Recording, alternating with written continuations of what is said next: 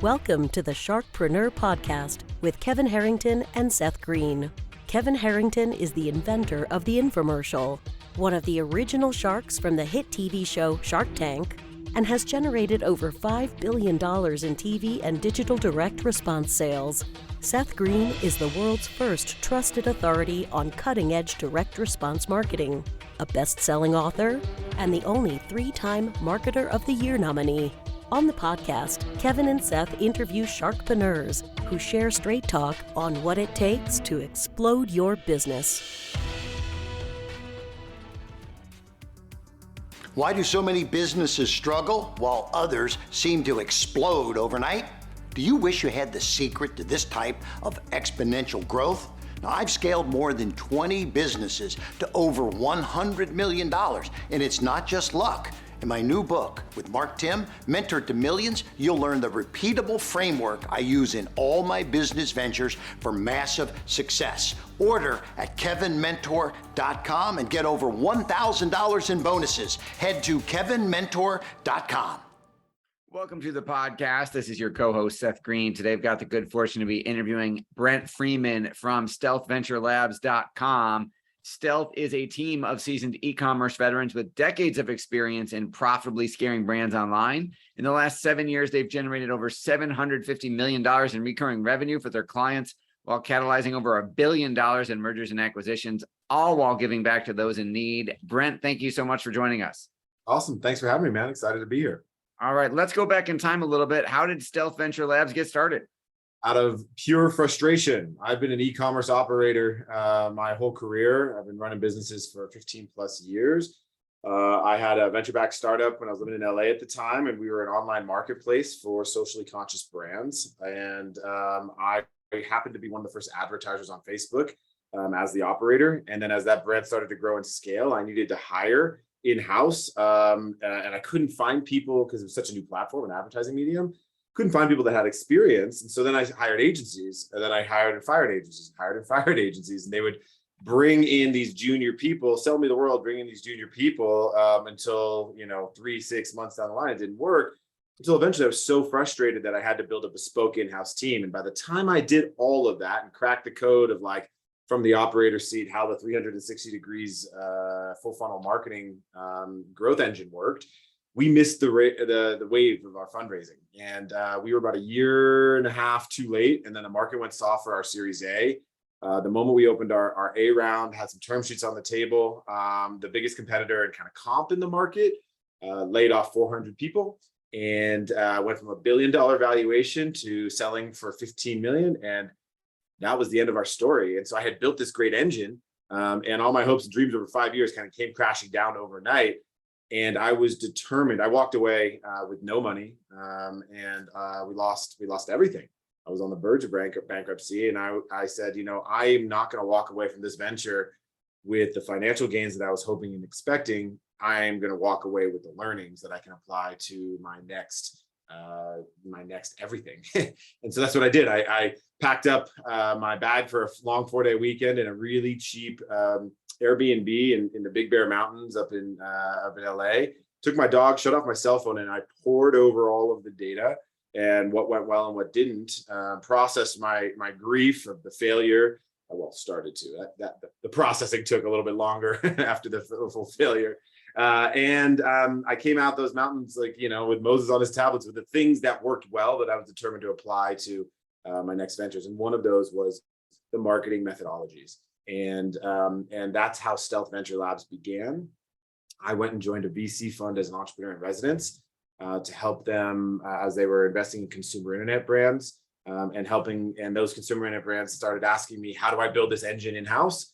And that's really how we began, from the operator seat, knowing how traditional agencies were kind of churning and burning on clients, and really taking in junior people to learn on your dime and what that does to the operator.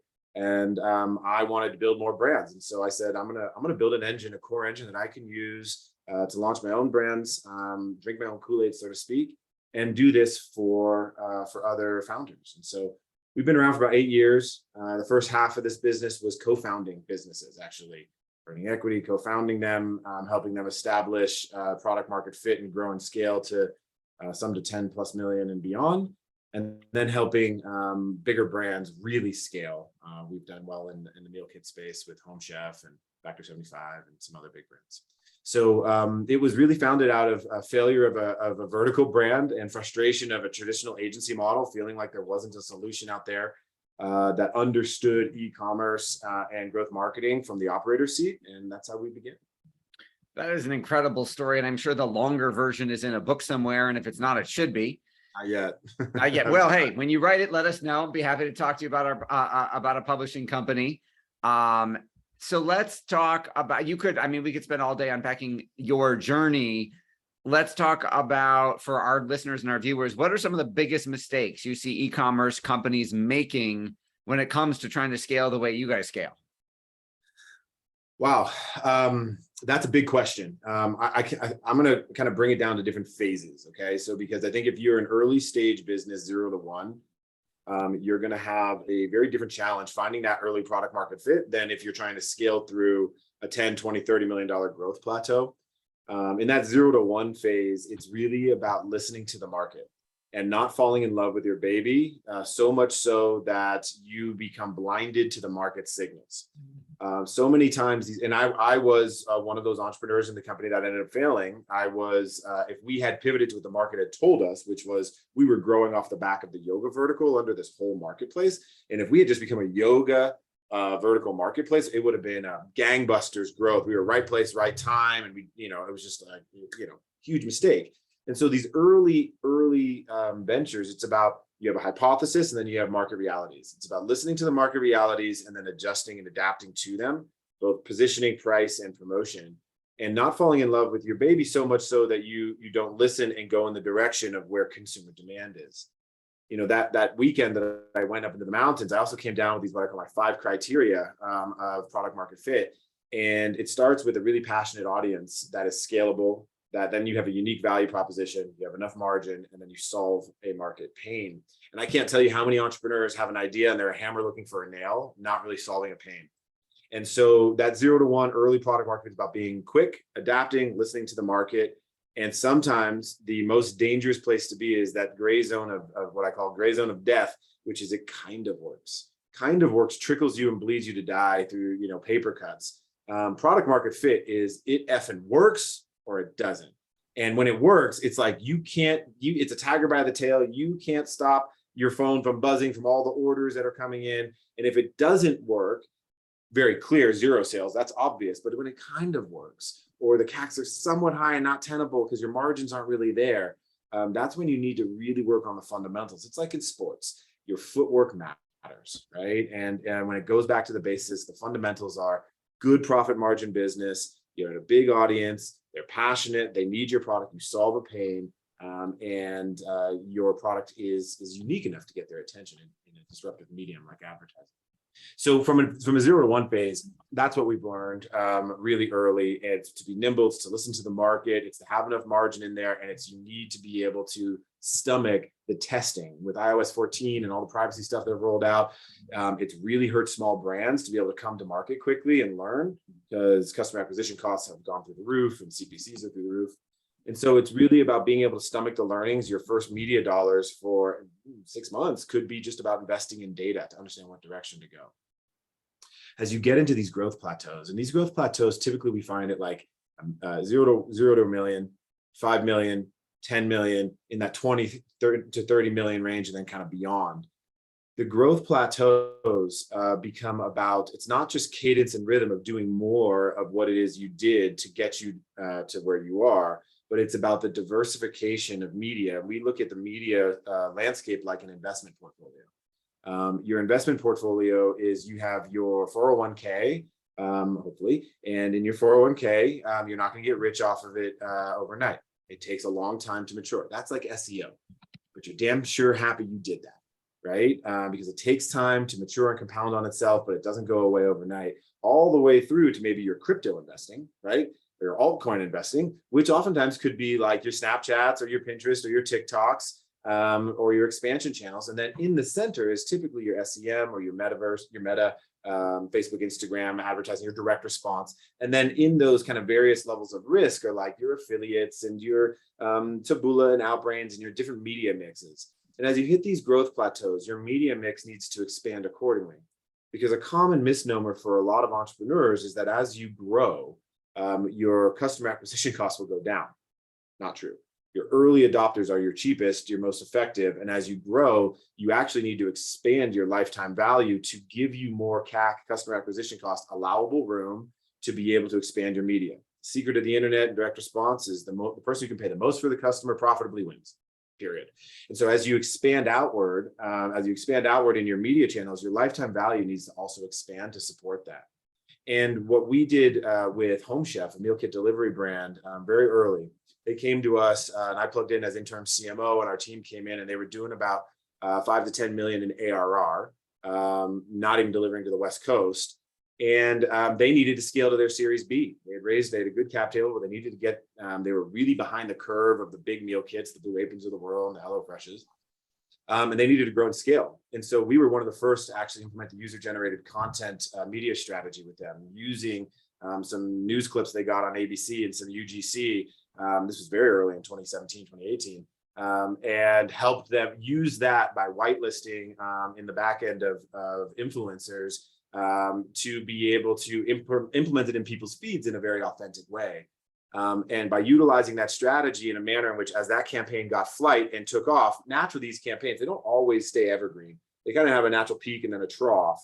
And then as that gets flight and that's getting its peak, we implement the next one. And so as this one's getting into its trough, we reduce the delta between the top and the bottom as the new campaigns are getting their flights. And tactics like that, as you expand across your media mix, help you keep your CACs in a reasonable level. And then a business intelligence look into the whole business to manage your business on a blended customer acquisition cost basis, not just in channel. If you are trying to manage in channel at $100 customer acquisition cost and you scale your media 10x and you continue to try to manage your customer acquisition cost in channel on Facebook at 100, you're going to artificially pin down where volume is. And so as we look, going back to the Home Chef example, as we looked at their media on a blended basis and their LTV to CAC ratio, we realized they could actually pay about 30% more in channel for a profitable customer acquisition, because on a blended basis, it really came down. And as we lifted those ceilings, they found significant volume, and that's where scale took off. And so these are kind of two examples of an enterprise scale. And then they scaled to 100 million ARR in 12 months, and eventually sold to Kroger for about 700 million. And it's really just about understanding what arrows in the quiver to pull out at what stage, listening to the market early on to get that PMF, that product market fit, and then as you scale into those next plateaus, knowing the order of operations. And that's where the experience comes in. And we don't hire any junior people, any entry level, anybody. And so people who come into us, they need to be experts. They need to have done it before. They need to know what they're doing, so they're not learning on our client's dime, because people pay us to get results quick. That makes a lot of sense. And that's probably a multi-day seminar in that answer. Your passion is obvious. What do you like best about what you're doing? I'm a technical expert in the digital marketing side of things, but my passion is in running companies. It's in the people side. It's in the culture side. I think I'm most proud of what it is we do, and how we take care of our team, how we really protect our team's work-life balance. We're not venture-backed. It's been bootstrapped from day one. And so we provide 100% of health, vision, and dental for all of our employees and their dependents, the best PPO money can buy, as well as volunteer days off. We have our own nonprofit. We do something in our workplace called appreciation languages. It's like 5 love languages, but for the workplace. So people are recognizing each other based on how they feel appreciated. We have 4-month paid parental leave, 100% of your salary. And so the thing that I'm really passionate about is the social enterprise side of running our business before profit. But how do we use business and embed social good into how we operate? So as we grow and scale, so does our impact in the world. And that's really where I'm passionate about. And obviously we are good at the technical side of the marketing bit. But if you want to really geek out, it's like, let's get into the psychology of how we eliminate Sunday scaries for people, how we reduce stress for them, so that they can be more creative, and so that their cortisol isn't constantly spike and them being in fight or flight, which ultimately leads to long-term disease. And so my passion, true passion, is in that piece of the business. And of course, I love creating. So we launched our own brands in COVID. We built a really fun brand called Nona Live, which is a Italian cooking class online, live stream from Italy with real Italian grandmothers and a host to translate. And you learn how to make pasta live with them in a 2-hour session. And so those are kind of some of the things that I'm really passionate about. That is awesome. And you've been on such an incredible journey. For our viewers and listeners who want to learn more, where is the best place for us to send them? Yeah, so if you're an e-commerce owner, operator, or you're working inside of an e-commerce brand, Stealth Venture Labs is our company site, stealthventurelabs.com. That's the best place to reach us. Our contact form comes right in. We read them all. People can email me, brent.freeman@stealthventurelabs.com. I reply to everybody. It takes me a couple of days, but I reply to everybody. And then I have my own personal website, brentfreeman.me. And that's a work in progress. It's kind of that cobbler has no shoes situation. I'm writing a book behind the scenes on how, my own personal journey and growth through grief and loss and as an entrepreneur and some of the deeper things inside of there. But those are kind of the best ways. All right. That is awesome. We greatly appreciate your time. We know it's incredibly valuable. This has been Seth Green with Brent Freeman of Stealth Venture Labs. Thanks everybody for watching or listening. We will talk to you next time. Thanks, Brent, again for joining us. Do you need money to fund your idea, product, or service? Are you ready to take your business to the next level but need capital to get it done? Kevin Harrington has heard more than 50,000 pitches and knows how to help you make the perfect pitch to get the funding for your entrepreneurial dream. He's distilled the process down in his perfect pitch cheat sheet, and it's yours for free. Just text PITCH to him right now at 727-888-2100. Text PITCH to 727-888-2100 right now and claim your free perfect pitch cheat sheet. Text PITCH to 727-888-2100 to start funding your dream today. This show has been produced by Market Domination, LLC.